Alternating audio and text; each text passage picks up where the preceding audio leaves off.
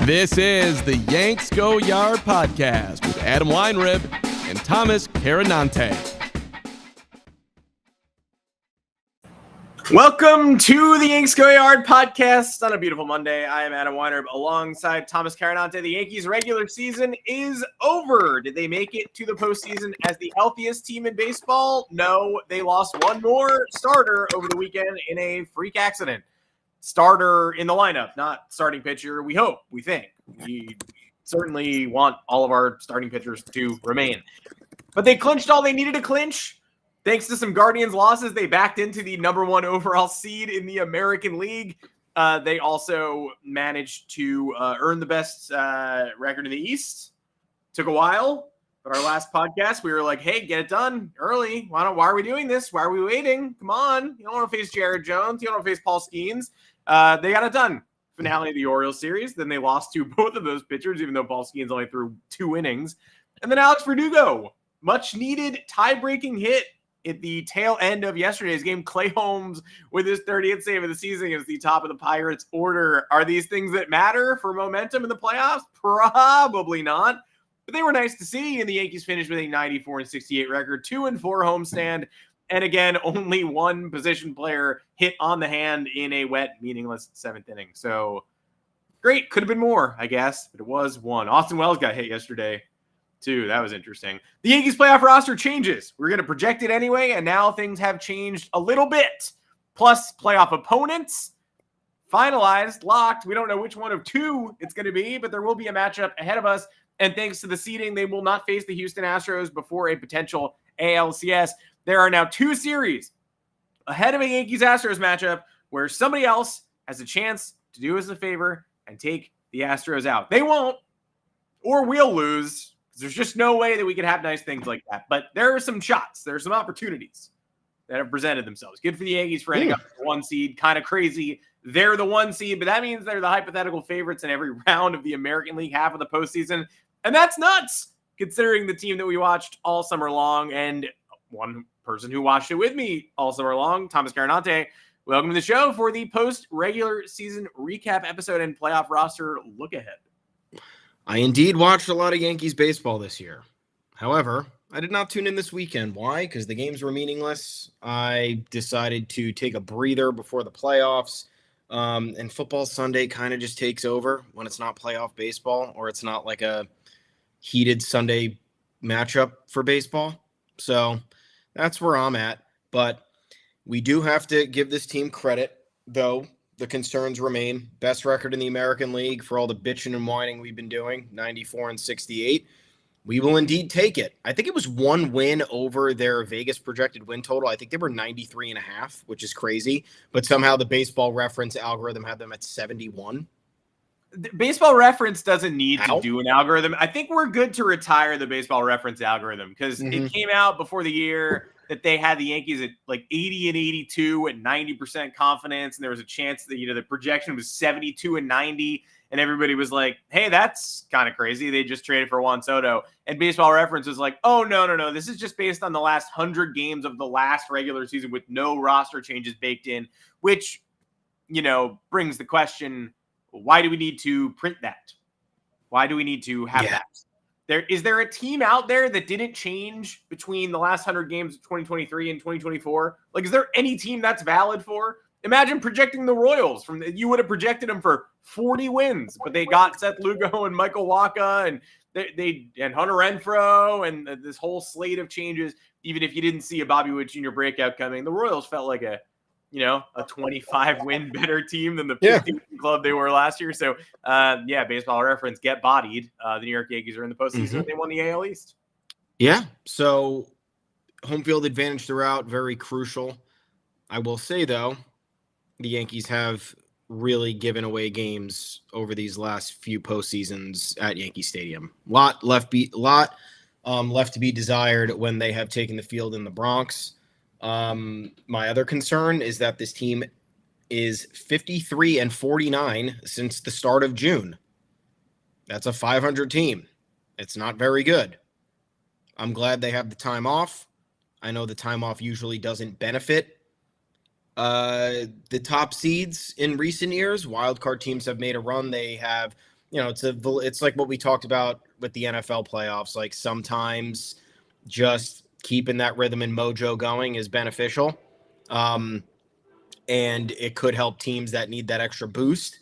On the other hand, the last thing I wanted was the Yankees in a wild card series, especially in a 3-game one, because had they run into a buzzsaw like the Detroit Tigers, had they got stuck playing, I don't know, even the Royals, the most confident I would have been is if they had to face the Orioles, even though the Orioles got the best of them in the regular season. But the pitching for the Royals is a little bit scary. And the manner in which the Tigers are playing right now, I don't like. It's just destiny. I think no team. I honestly think they're going to beat the Astros. Maybe I speak too soon, but that team is 31-11 over their last 42 games or whatever. Like that's absolutely unreal, and that's the team you don't want to run into. So there are positives and negatives here. I am concerned about the overall long-term outlook. Like, team has not generally looked great over the last 4 months. And I think there are a few other teams with a lot more momentum than the Yankees right now. I think the Tigers and Astros have the most momentum in the AL. And then we'll see what happens with Royals, Orioles. But look, Yankees have off until Saturday. They have time to regroup. They have time to figure things out. We are here to talk about it.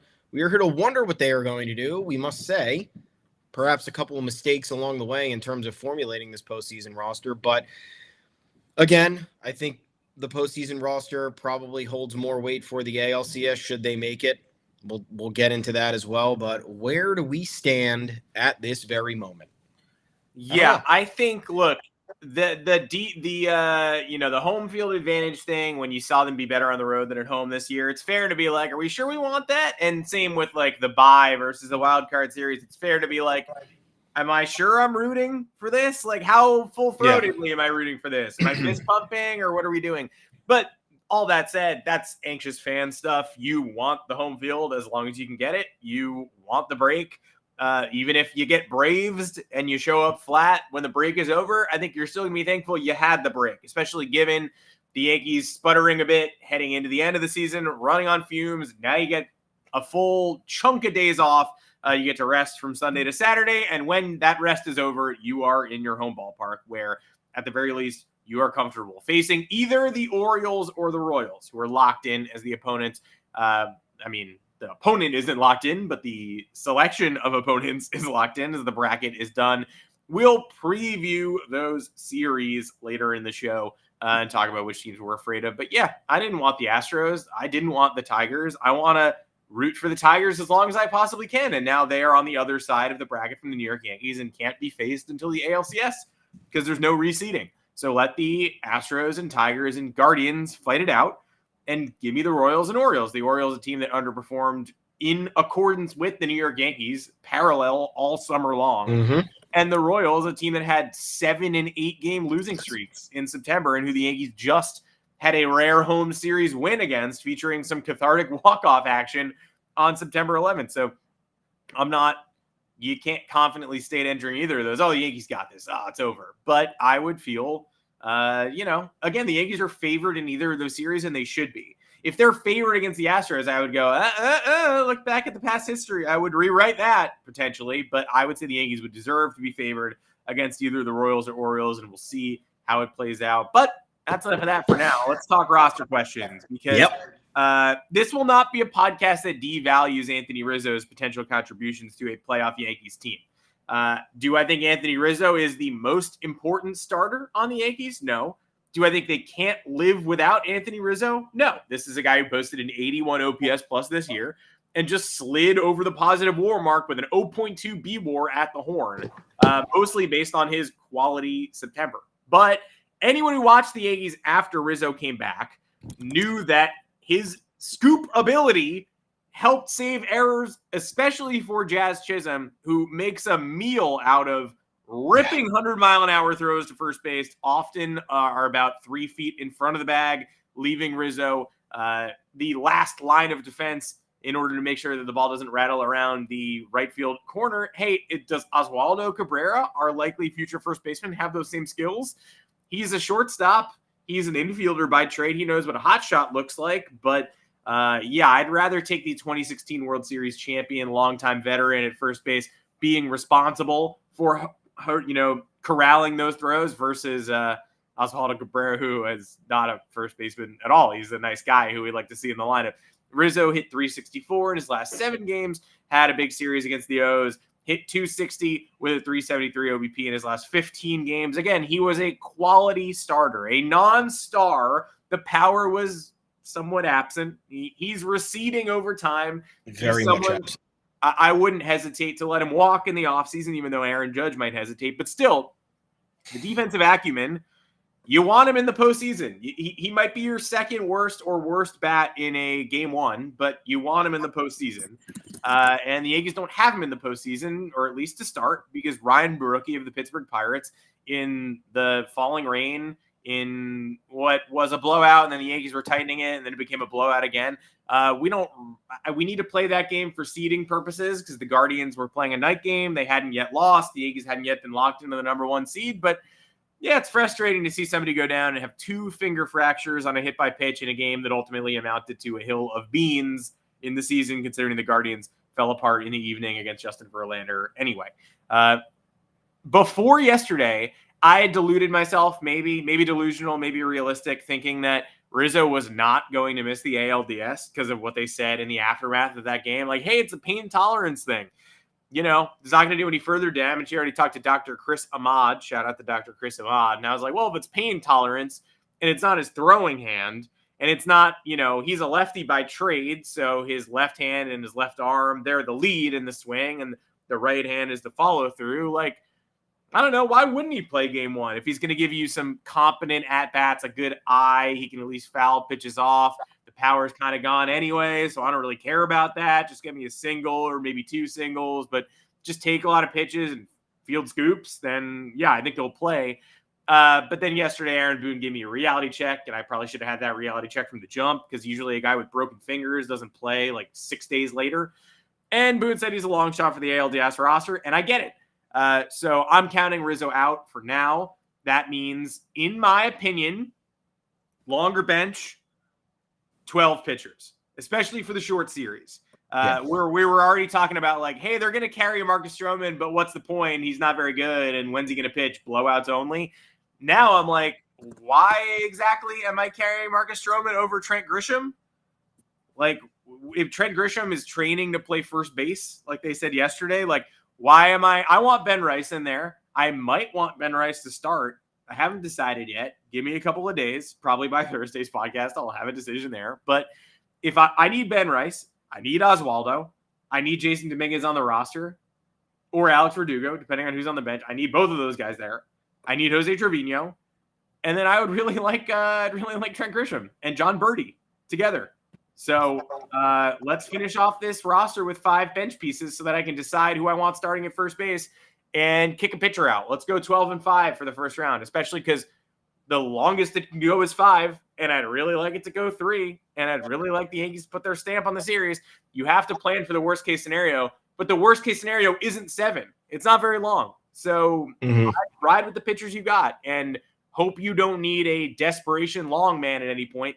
And with a day off between games 1 and 2, that desperation long man can be Clark Schmidt or Luis Heel. Yeah. Or Tim Meza, who threw 3 2/3 innings against the Red Sox in the Garrett Cole Devers game and did really well. So you could do Cole, off day, Rodon, off day, Heel or Schmidt, Cole, if you have to. If you have to. It's totally right. I think that day off is key to this whole formula. It allows you to carry one more position player if you wanted to. The thing that I've realized that I didn't know I was upset about it until I read Chris Kirshner's tweet yesterday. And then I was like, yeah, I knew I should have vocalized this earlier, but I don't know why there wasn't more of a path for Trent Grisham to be worked into the lineup in some other capacity. Look, I know we've complained about him. We complained about the effort in center field. the Aaron Boone defense after that ghastly double error against the Reds. And for as frustrating he is as a player, but in terms of the body language, the pop is there, and the Yankees value the pop more than anything else, and they value the left-handedness more than anything else because of over the last few years their lack of left-handed hitting. So I'm sitting there and I'm saying, why does Verdugo get all of this run for the amount of time that he has, and we didn't work Trent Grisham into left field at all? We didn't experiment him at first base at all when Anthony Rizzo was out that entire time, when it became clear that Ben Rice was not going to be the solution for the remainder of this season, assuming Rizzo was going to return. And I know it's hindsight, I really do, but you think about it now and you realize that there was very much an avenue for the Yankees to make that happen. And when Trent Grisham has played in the few times over these last couple of months, he actually has made an impact. And that, I think, speaks volumes, because how many times have we seen guys come back from long layoffs or inconsistent playing time and not be able to do anything on the offensive end? So I don't know. I think with how he's been semi-clutch this year when he's been given the opportunity, I would like a little bit, and you look back to 2019 when he made that fucking horrible error against the Nationals that essentially put Washington on the path to win a World Series. So there are worries about that. I'm not denying that, but to essentially deprive him of any sort of opportunity over the last, month and a half ish, when a lot of your guys have been underperforming, or there's been scenarios where, hey, Aaron Judge needs to be off his feet, Juan Soto needs to be off his feet, and they didn't do anything. And they also didn't really have a first baseman until, the first week of September. So I don't know. That's my first take. My second take on this is that Anthony Rizzo's injury doesn't do anything for me. Like, I'm not worried about it. I'm not concerned. This team had gotten by without him on the roster. He returned, and there was really no discernible change, in my opinion. I'm sure there's a point to argue there. I know his last, week of play has been fairly solid. That also coincided with the Yankees completely losing steam after their 12-3 run. So I don't know. And again, 3 homers in 63 games. Home runs are not all of it, but you're playing in Yankee Stadium for most of your games. That just can't be the reality. And I know the scoops at first base are valuable because of the defensive issues you have on the left side of the infield, with Jazz Chisholm not being a third baseman and Anthony Volpe not having a strong arm. But I don't know. I can't be relying on aging defense at first base and thinking that Rizzo being out is going to adversely affect this roster. They've essentially been the same with or without him. And again, he came back and he hasn't really done anything. And I wasn't expecting him to do anything because he's been out for so long and he dealt with the head injury last year. I just think that the time has expired on this relationship. I think, everything happens for a reason. I'm not saying that this is anything for certain, but the writing's on the wall. This relationship, for all intents and purposes, is over. It served its purpose for 2021 and 2022 when he came over at that trade deadline and then had a really good year. After that, it's been nothing but frustration and injury, and again, out of his control, but you can't keep beating the dead horse with something that's not entirely working in your favor. So I think at the very least, this gives the Yankees ability to try something else. I think it's positive in the respect that if you think Ben Rice is a future part of this organization, getting him playoff reps could be extremely valuable this early on. Am I confident in him delivering? I wouldn't say I am, but how much more confident I am in Anthony Rizzo delivering? The answer is not that much. So, and I don't know if there's a reality of Trent Grisham getting first base reps. I think the biggest positive development out of all of this is now we can maybe find some more playing time for Oswaldo Cabrera, who I really want playing in the postseason. He has a clutch bat. He has a reliable glove. I don't know what the offensive alignments or the defensive substitutions would look like, but Rizzo being out at least opens the door for some creativity. I was looking last night when I was trying to figure it out. John Birdie's never played first base, so that's not happening. I thought that could be a potential possibility.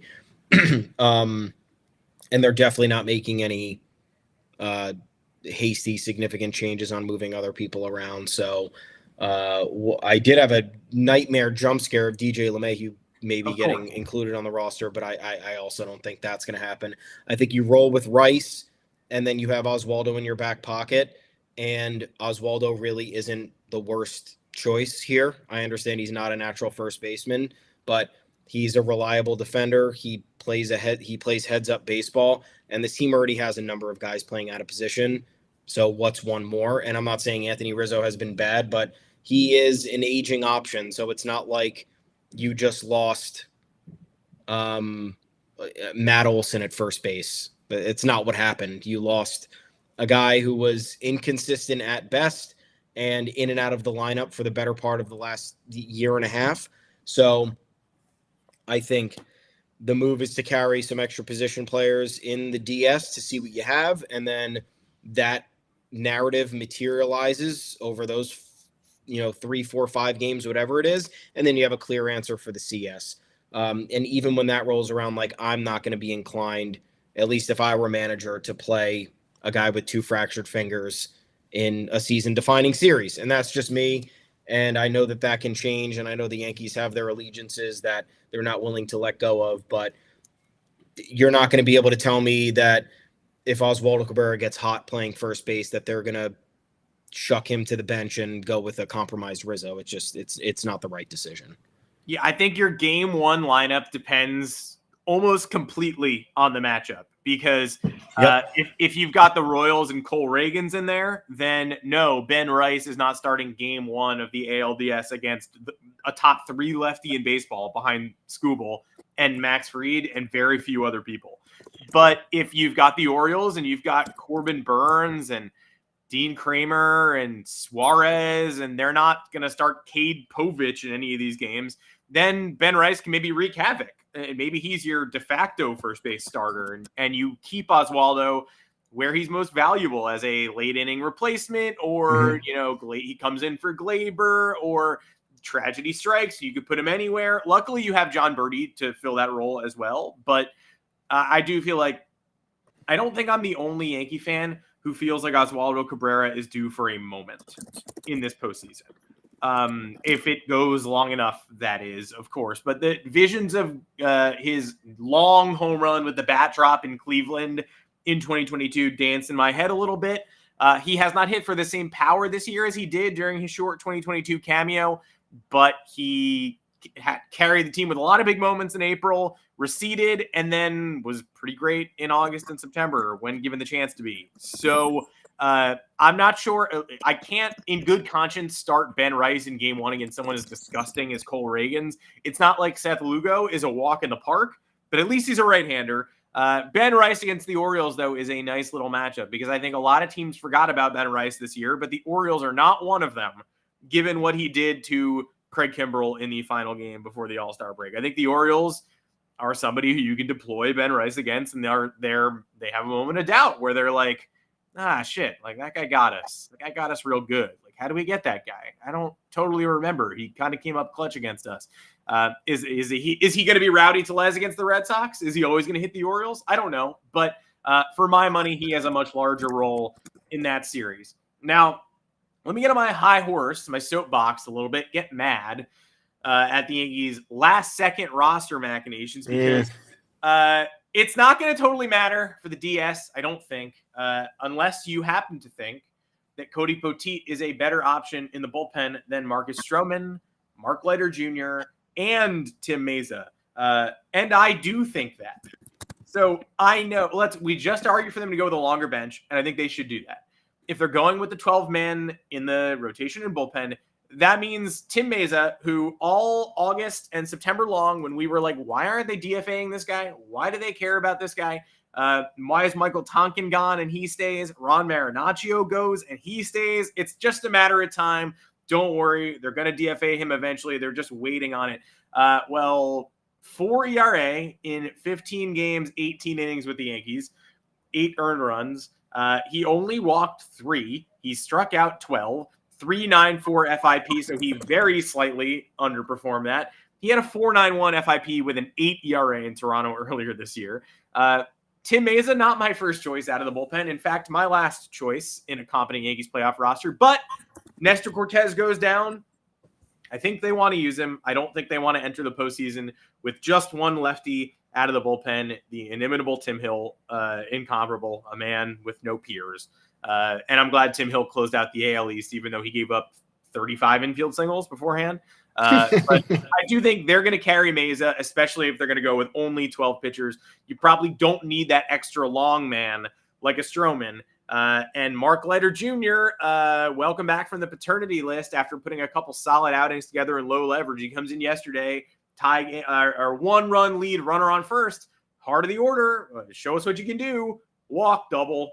Oops. You got out of it without any more runs. But somebody on Twitter was like, as per usual, Mark Leiter Jr. made an inning worse than it was when he arrived. And that's accurate. He came in and immediately did that, as he so often does. So I suspect he'll make the roster as well. But he doesn't make my roster. Cody Poteet makes my roster. Unfortunately, the Yankees demoted him on Saturday so that they could bring up Will Warren in case the game got rain interrupted and they lost Luis Gil, or in case the game got out of hand, or they just needed someone to soak up innings and didn't want to, I don't know, use Clayton Beeter too early. Instead of demoting Beeter, they send down Poteet. Warren comes up. The Yankees cut this game from 6-1 to 6-4. Warren comes in the ninth. He's god-awful. It becomes 9-4 all over again. It's out of reach. But Aroldis Chapman loads the bases for Aaron Judge in the bottom of the ninth with a 3-1 count. Would have been an awesome situation in a 6-4 game. But in a 9-4 game, you're just kind of like, is this going to happen? Probably not. Oh, it didn't. That's Will Warren's fault, who extended the game. Cody Poteet just proved to you with 3 1/3 1-run innings against the Orioles, fresh off his injury, that he would have been a better option to spot start that game than Marcus Stroman was. Cody Poteet has only faced good teams this year, which is crazy. One of the craziest parts about his season. April 13th started a game of a doubleheader in Cleveland, 6 innings, 6 hits, 1 run, 4 Ks, no walks, 77 pitches in 6 innings. And you're like, what does this guy have? Like, it's slop, but it's working, and the pitch count is so efficient. Next start didn't come till June 1st, but he went 5 innings, 3 runs, 2 earned against the San Francisco Giants. Got to win. Fine. 4 2/3 gritty 2-hit shutout innings against the Dodgers on June 7th. 5 1/3 innings, 4 hits, just 2 runs against these Kansas City Royals. And then his final out of the year after a triceps injury that took way too long to resolve was that good bullpen appearance against Baltimore with just the 1 run allowed. He finishes with a 2.22 big league ERA on the year, and he was pretty good in the minor league level as well. It wasn't just the big leagues where he succeeded. So Cody Poteet in the minors this year, for those wondering, 3-0, 3.40, 53 innings, 60 Ks, a 1.13 whip. Again, maybe doesn't matter because you need length from your bullpen in the CS more than the DS, and they'll have a chance to reconsider if they do advance to the CS.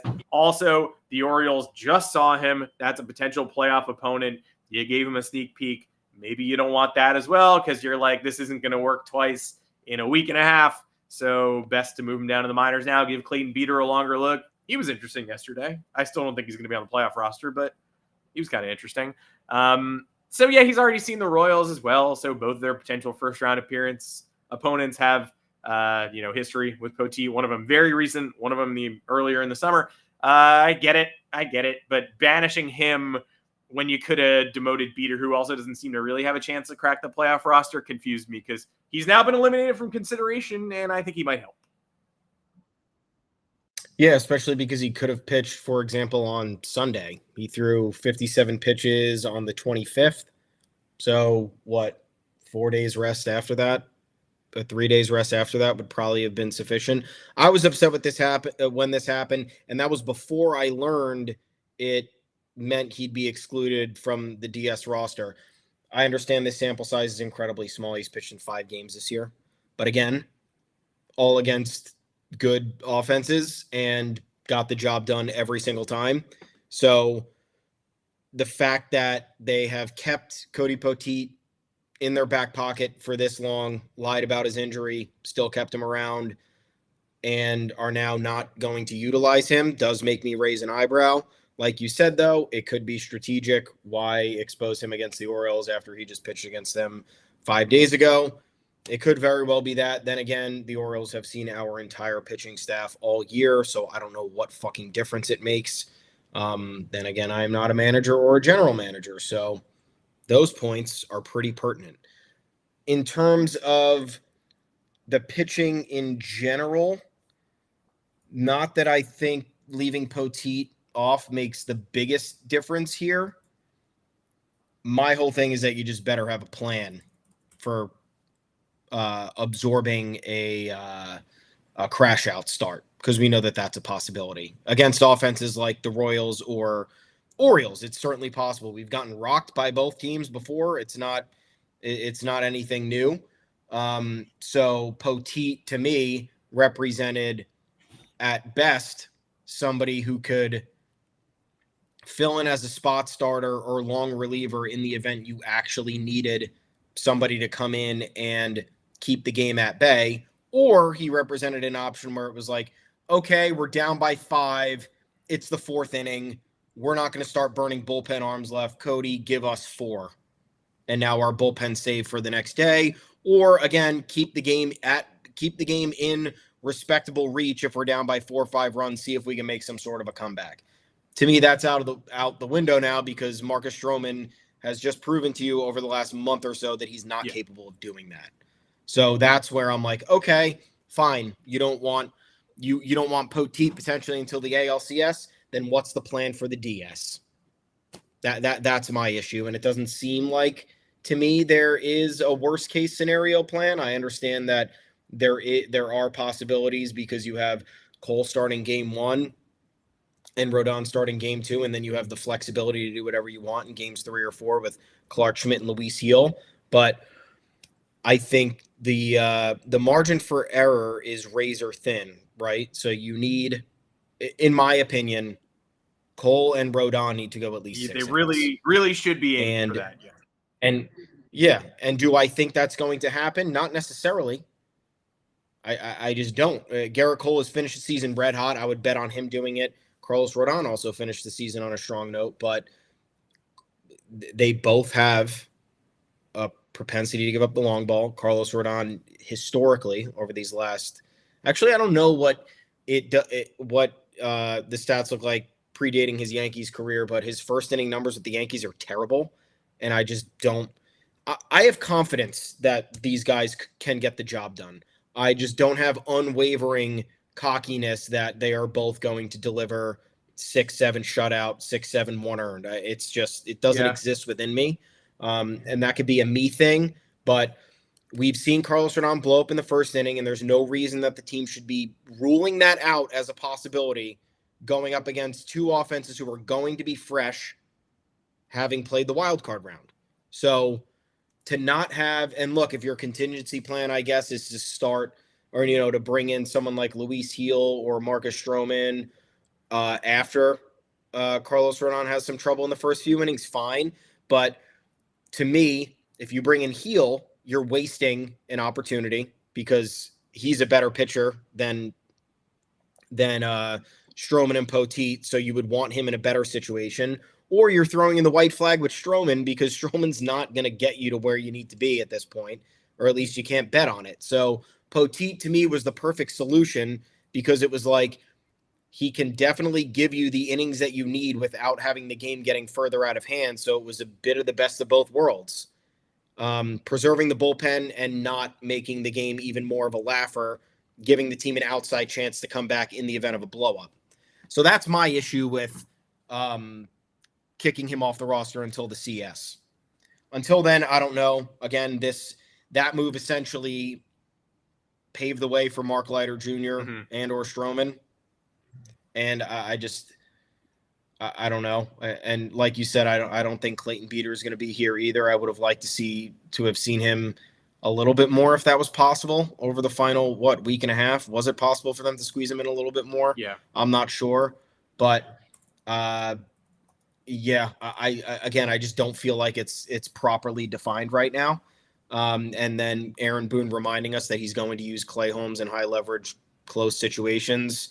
It just doesn't make me feel good. So my whole thing is there is no clear-cut plan, and I understand that maybe they want that to be the reality so the opponent can't read into it too much. But then again, if you're just fucking good and you have a plan, it shouldn't matter what the opponent knows or doesn't know. They just know they're going through a buzzsaw and they have to fucking make the best that they have to out of the situation. And here, I think teams can have some confidence. It's like, okay, if we could chase Cole or Rodon, we have a very good chance to win this 5-game series.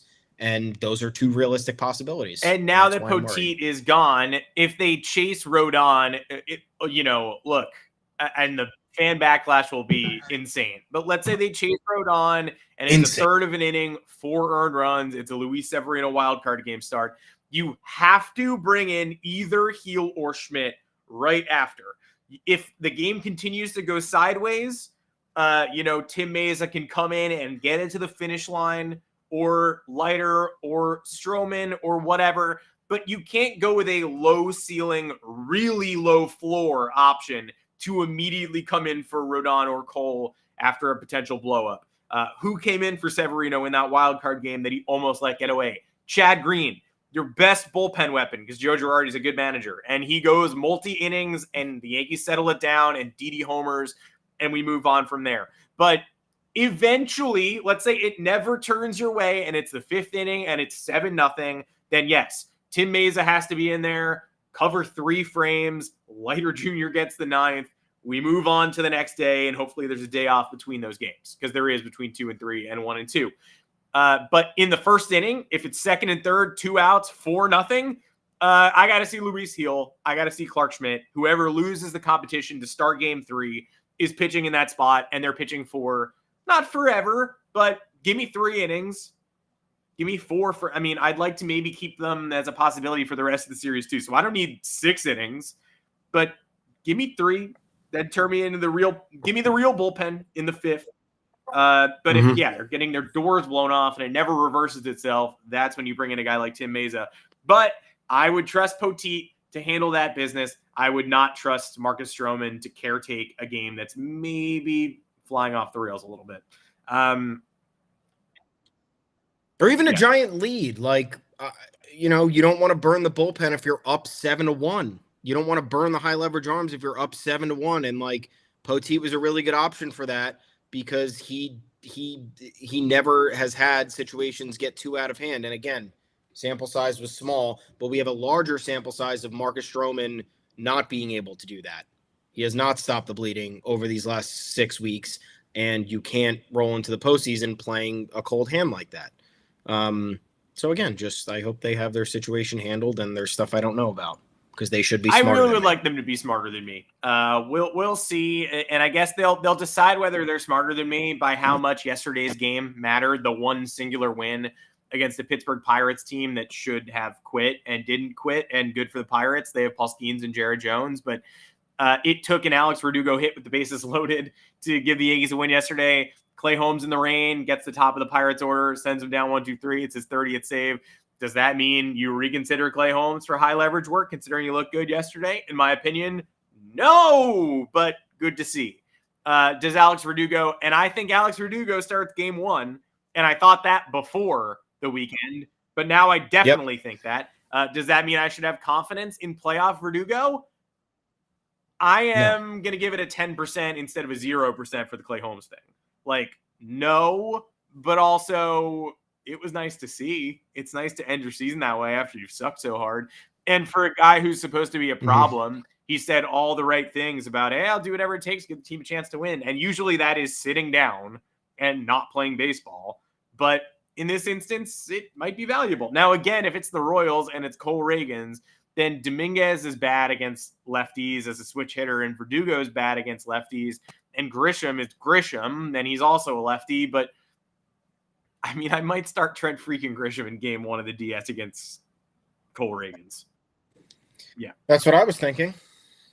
Is that on the table? I have no idea. Then again, are you going to upset the balance of power like that? This is why I wanted this worked in sooner. This is why I wanted the situations addressed 2 months ago when you had 60 days of runway to fuck with it and talk to guys and say, look, I don't know if this is going to be the reality, but my job is to make sure that this team can stay afloat, and we have to try some new things. So we're going to work stuff in over these next couple months. We're going to see what happens. We're going to compete leading up to the postseason.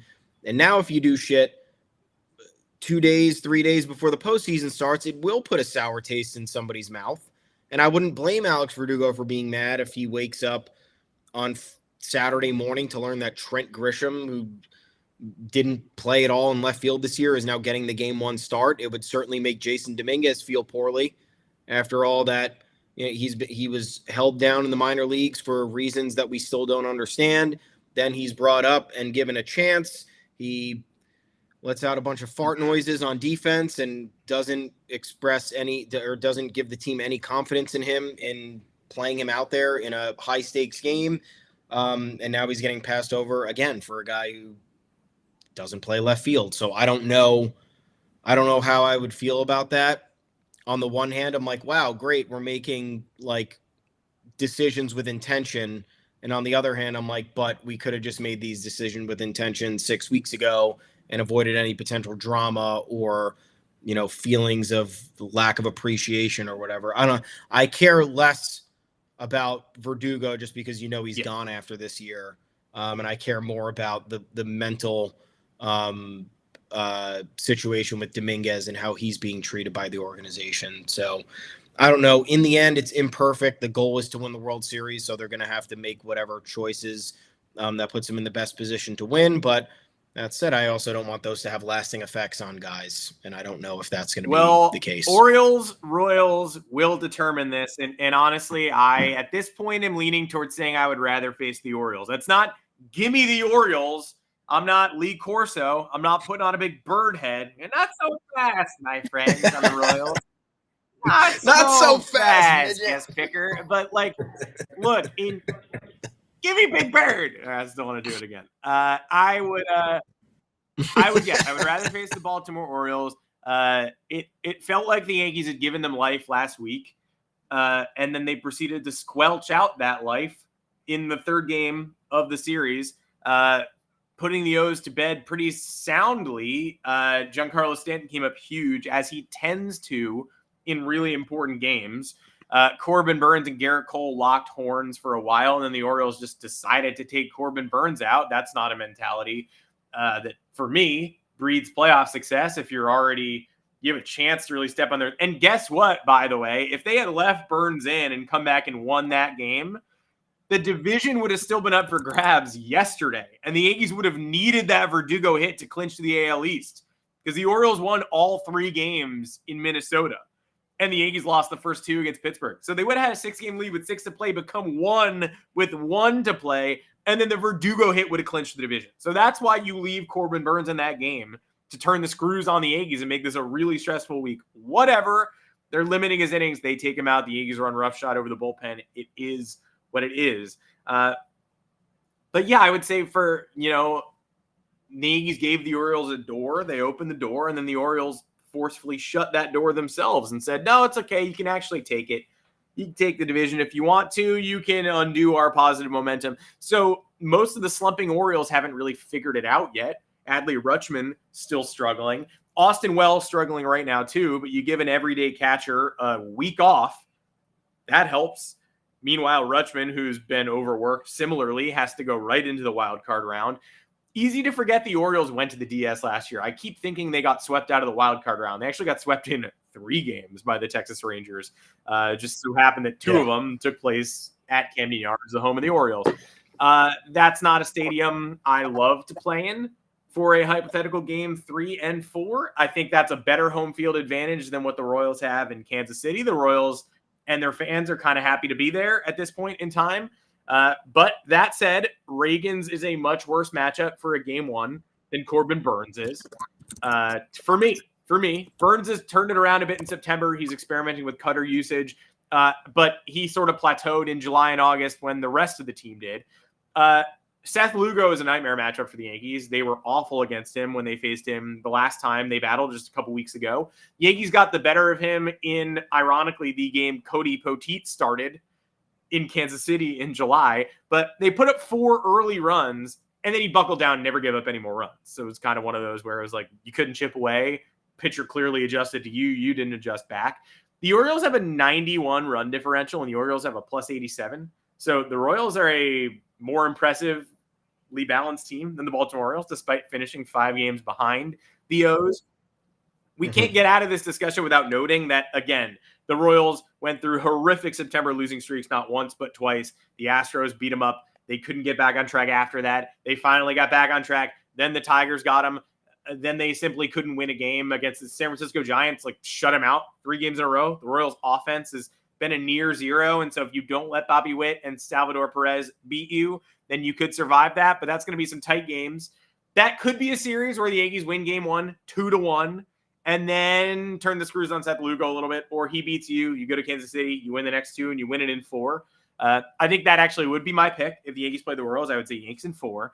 But I think they have a better chance of getting the jump on the Orioles quickly, taking the first 2 at home, and then hopefully finishing it off in game 3, if not the 4th. I would pick Yankees in 3 against Baltimore and Yankees in 4 against the Royals. And I think that's where the difference lies. Garrett Cole against teams that are not the Mets and Red Sox this season.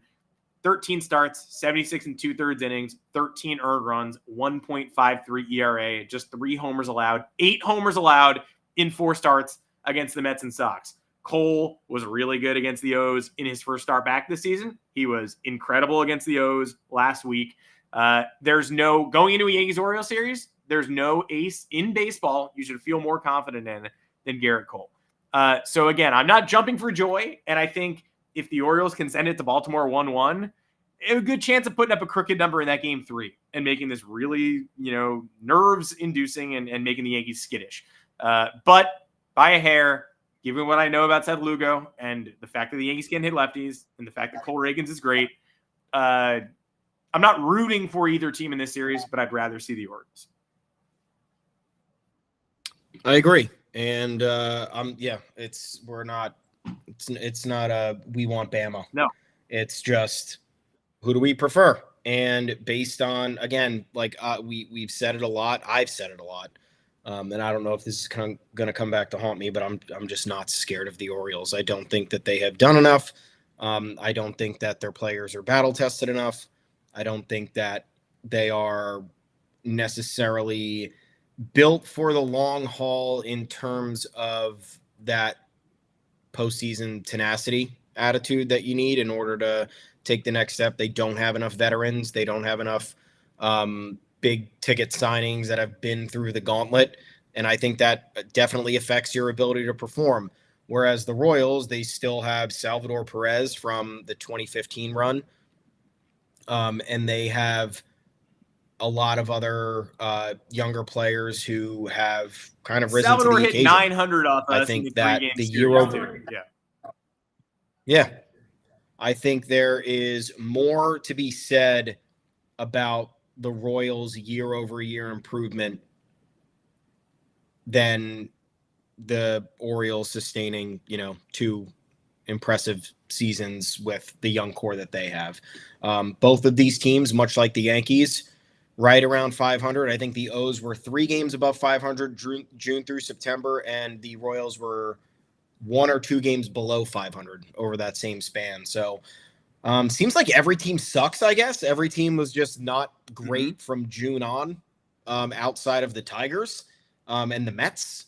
The Mets caught fire over those months. Everybody else kind of got off to a little bit, at least most of the playoff contenders. Or it feels like the Brewers kind of remained fairly steady all year. That was and I hope the Brewers keep advancing this year because they had too good a season. They are a classic example of a playoff team that had too good a season to go out early, but then you look and you're like, okay, so they make it out of the wild card round and they face the Phillies. I'm picking the Phillies. It just sucks. You're watch out for the Brewers. Hold on. They were consistent and Churio exploded in the second half. And then you actually look at the bracket and you're like, but I don't pick them over the team they're about to face. So fuck me, right? And that's where I'm at with them. But it'd be nice to see him continue. Yeah, it would. And then you look at, but just both of these situations in general, like the Orioles have had a bit of an offensive lull for an extended period of time now. And that is problematic because that's something you would expect from this Royals team that really only on paper has Salvador Perez and Bobby Witt Jr. and a lot of supporting cast members. The Orioles, in theory, have more star power than that, and they haven't really capitalized with it. And look, it's not a criticism because we say the same shit about the Yankees every episode here. The Yankees have the most talented team on paper. They will out-talent you when push comes to shove, but still leaves a lot to be desired. Still should be scoring more runs, still should not be having this many headache games, but they did through the remainder of the year. I think that the Royals pitching is definitely more of a threat. The Orioles went through hell with this bullpen, and I don't think it's even close to it's probably the closest it's ever been to being a little bit more filtered out, really. But for the most part, if I'm an Orioles fan, I'm not feeling good about the bullpen relieving my starting staff. I'm not feeling good if Corbin Burns comes out at any point before the sixth inning. The Royals have had, I know the Royals bullpen has been a little bit hit and miss, but their rotation's much better than the Orioles at this point. And that's all you really need in a playoff series. The pitching, the starting pitching especially, is the most valuable. So that's the reason I would like to avoid the Royals. And then you look at athleticism, like the Royals play really good defense. They're aggressive on the base paths, and you can't say I don't think the Orioles are as aggressive and fundamentally sound as they are, just based on what I've watched. Could totally be wrong. I have seen the Orioles a bunch this year, but I did watch my fair share of Royals baseball just because of the Bobby Witt Jr. craze, and I wanted to see him as many times as I possibly could. And that's an athletic team that scares me. And it's kind of the antithesis of what the Yankees are, or at least what the Yankees were before this season, because they have gotten a little bit more athletic this year, and they have been a little bit more aggressive. But again, still a lot to be left desired, and I think these types of matchups don't favor them well. I will just, my argument just goes down to we know what it's like to have fear struck into our hearts, right? You have the Astros on the docket these last few years, and it's like, motherfucker, I don't want to face this team. I know what's going to happen in this series. I'm not going to Houston. And if it does come down to it again, I'm picking the Astros regardless of what I've seen in the first two rounds. Yeah. Same thing with Red Sox. Like, I hate the Red Sox. I'll take on any Red Sox challenge. I don't want to face them in the postseason because you have the pit in the bottom of your stomach where you know what the outcome is going to be, but your fandom tricks you into believing, oh no, wait, but the tides have to turn at some point. No, they don't, because they don't for a lot of other franchises. Look at every championship drought around the league. Not every team is afforded the luxury of getting out of that 50-year slump. Like the Guardians are still there, still hell for them. The Brewers still have never won a World Series. So it very much exists. But the Orioles are one of those teams where I'm just like, I am not scared. I have no concerns over facing them. And that's not welcoming them. But, Orioles beat us in the regular season, and then they play with their food for the remainder of the way. They left the door open for the Yankees as long as they have. They had an opportunity to step on their throats last week and really put the pressure on, and they didn't. And they don't strike me as a team that's going to do that. And again, last year, great year for them. Well, they win 103 games, 101. Either way, triple-digit wins, but then they get to the postseason and they poop their pants because they haven't been there in a while, and they've mostly been a losing team for the better part of the last, 6-7 years. So it takes a lot of time to resurrect that, and the Royals have been much more successful as a franchise than they have been over the last decade. And I think that they just the pitching combined with the athleticism, and I think the veterans on the Royals, remember the Salvador Perez effect, I think is very important. You have Tommy Pham on this team, which I know might be grasping for straws, but it's, again, a guy who's a gamer and doesn't really mess around. That's important to have in the clubhouse, and the pitching depth. And who was even in this bullpen, man? This Royals is a weird-ass bullpen. Well, Royals. the Royals, I do think it's worth noting that it's a weird bullpen. They did steal Lucas Erceg from us, somebody who I wanted at the deadline and did not get. And That's the right. Guardians have been the gold standard in bullpen all year long, and for good reason. They have a bunch of guys with under 1 ERAs, and they go incredibly deep. But they might be tired. The Royals might be picking up steam. They have the second best reliever ERA in baseball at 1.42 over the last 2 weeks, according to Jeff Passan's ESPN preview of the postseason. So you might not know the names, but they've been getting the job done. Meanwhile, the Orioles bullpen, they said, we have seen enough of Craig Kimbrell. We are good, actually. They got rid of him before the postseason. Nobody picked him up. Albert Suarez probably goes to the bullpen. That could be an advantage. But Matt Bowman has been one of the Orioles' best relievers lately by default, not really by performance. Keegan Akins, Anthony Dominguez, Cionel Perez has been good. Gregory Soto has been, he's looked like Gregory Soto. Coulomb is also still in the bullpen. That was a long walk just to get there. He's got a 2.12 ERA this year. He's got a 0 ERA in his last 8 innings pitched. So, the Orioles have horses, right? And Cionel Perez catches home runs in his hat, and that's nice. But I will take the Yankees bullpen over the O's, even with the uncertainty. Yeah, and look, it's not analytical at all. It's just a feels thing for me. I'm the Orioles. There's no fear factor there, and I think that's a really important intangible aspect to have heading into a playoff series, because that really turns the tides with the mental edge. It turns the tides with the energy of the fan base. Yes, Yankees fans will welcome any challenge, right? You want to avoid the Astros, but if you face the Astros, it's all right, let's fucking go. Let's beat the shit out of these guys. But you, again, would rather not have to do it. And for the Orioles, I don't feel that way. I just feel like it's the Orioles. Let's get this done. You're the better team on paper. You're the better team historically. And all of that holds weight. And I think that it's a little bit more of a safer bet to face them. And this is not going to turn into be careful what you wish for, because the what I wish for is a coin flip. It's a coin flip of a series, and it's choosing the opponent. And this is weighing the risk factors, and the risk factors lie with the Orioles having, the Royals having much better pitching depth, especially on this. They have areas where they can risk, bringing in that Cody Poteet type arm. Michael Lorenzen is there. Forget about him. That's a good starting pitcher. And if you need him to piggyback somebody in case of emergency, he's going to do it. And he's going to give you 4 to 6 Regan, Lugo, Waka, Singer, Lorenzen. That's a lot of horses. Yeah. Yeah, it really is. So that's where, and then you look at the Orioles situation, it's top heavy. It's Corbin Burns, and then it's a bit of a drop off. So that's where I'm putting my money.